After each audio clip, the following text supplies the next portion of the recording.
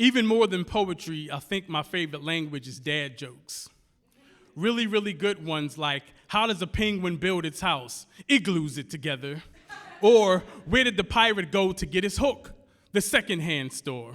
Ooh, or even better, what did the buffalo say to his son when he left home? Bye, son.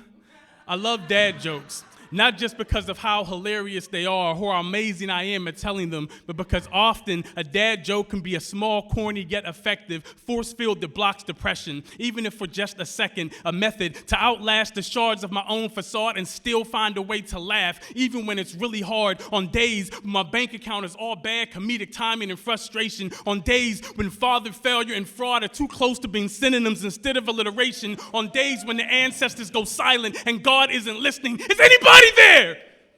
And sometimes everything can be so much and feel so massive. Your lungs a chasm of pent-up stress. So I guess what I love most about dad jokes is how an effective, tiny, unexpected moment can force us into a breath. And yes, it's true. If a man walks into a zoo and the only animal there is a small dog, that's a shit zoo. I mean, have you ever seen two dead trees having a conversation? They die a log.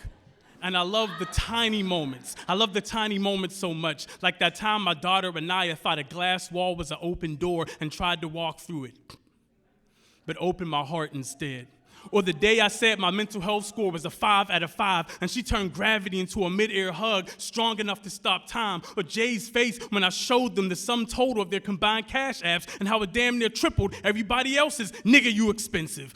Or how the first poem they read made alchemy out of my heart ventricles, transmuted human being, made human promise I'm struggling and praying to save every single day. It's the small moments, like that time Destin smiled so wide it opened heaven's gate when I handed them that Avatar notebook on their birthday, or how the most important thing I have ever written is the letter I wrote their mother on the night she passed away. I swear the small moments are often the most important, the most enormous, like how recently when my daughter Moonchild's biological father died, I told her how when that happens to most people, they don't have another one still there. So I promised her I'd live forever. It's the small things, small, like Nakia's hands, or as big as the decision to say I choose to live today. The size of my grateful to see her sit on my balcony that summer and not fall into a coffin.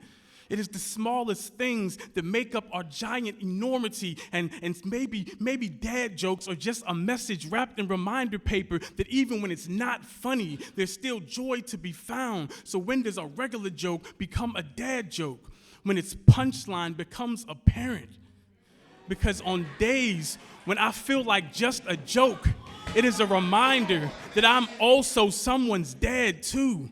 Someone like you and you, someone.